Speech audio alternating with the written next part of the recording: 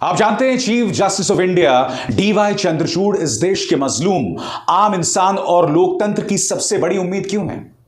उसके लिए आपको यह तस्वीर समझनी पड़ेगी।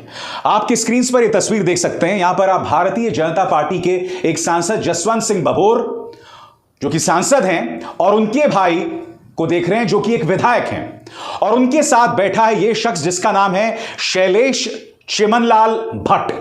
कौन है शैलेश चिमनलाल भट्ट? यह है बिल्किस बानो।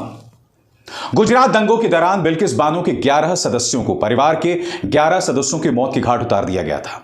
बिल्किस के साथ सामूहिक दुष्कर्म हुआ था। उसकी 5 साल की मासूम बच्ची का सिर फोड़ दिया गया था, यानी कि उसकी आंखों के सामने उसके परिवार के 11 सदस्यों को मौत के घाट उतार दिया गया। उसकी मासूम बच्ची को मौत के घाट उतार दिया गया था।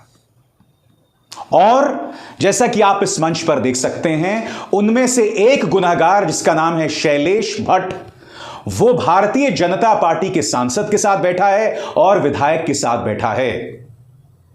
मैं आपसे एक सवाल पूछना चाहता हूं, क्या भारतीय जनता पार्टी को थोड़ी सी भी शर्म नहीं आती? पहले तो बिल्किस के साथ इतना बड़ा अत्याचार हुआ और अब भारतीय जनता पार्टी इस तरह से एक गुनहगार को सम्मानित कर रही है। पहले ही तुम 11 गुनहगारों को छोड़ चुके हो ठीक चुनावों से पहले, अब इस तरह से सम्मानित कर रहे हैं भाजपा के सांसद और विधायक। डीवाई चंद्रचूड़ यानी chief justice of India Chandrachud इस देश के मजलूम आम इंसान के लिए सबसे बड़ी उम्मीद इसलिए है क्योंकि जिन 11 लोगों को रिहा किया गया है उसे अब सुप्रीम कोर्ट में चुनौती मिल रही है। आपके स्क्रीन पर एक खबर, बिल्किस बानो गैंग रेप के दोषियों को सुप्रीम कोर्ट से बड़ा झटका। समय से पहले रिहाई के खिलाफ की जाएगी सुनवाई। समय से पहले उन 11 लोगों को रिहा कर दिया गया था। अब डीवाई चंद्रचूड़ साहब की अध्यक्षता में इस बात की सुनवाई फिर से शुरू हो रही है। मैं आपसे एक सवाल पूछना चाहता हूं। देश की महिला बाल विकास कल्याण मंत्री हैं स्मृति ईरानी, इनके मुंह से कुछ नहीं फूटा। देश की राष्ट्रीय महिला आयोग की अध्यक्ष रेखा शर्मा, इन्होंने कुछ नहीं कहा। राष्ट्रीय महिला आयोग की अब सदस्य हैं खुशबू, पहले कांग्रेस में थी, अब रहस्यमय तरीके से बीजेपी में शामिल हो गई। इनके मुंह से भी कुछ नहीं फूटा। बिल्किस बानो के साथ बार बार अत्याचार हो रहा है।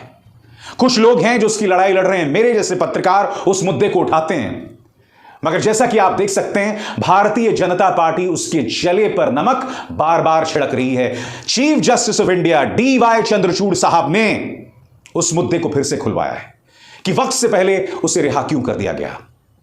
और सिर्फ एक मुद्दा नहीं है दोस्तों, सीक्रेट इलेक्टोरल बॉन्ड्स, गुप्त चुनावी चंदा। सबसे पहले जो लोग नहीं जानते मैं आपको बतला दूं कि गुप्त चुनावी चंदा है क्या। दोस्तों, गुप्त चुनावी चंदा यानी कि कोई भी अपना काला पैसा किसी भी पॉलिटिकल पार्टी को गुप्त अंदाज में दे सकता है। यानी कि आपका काला धन आप चाहे बीजेपी को दें या किसी और पार्टी को। और बार बार ऐसे सबूत सामने आए हैं कि ये जो सीक्रेट इलेक्टोरल बॉन्ड्स है, गुप्त चुनावी चंदा, जी हां, ये जो सीक्रेट इलेक्टोरल बॉन्ड्स है, इसमें से 70 से 90% भाजपा की जेब में जाता है, बीजेपी की जेब में जाता है। अब आप समझे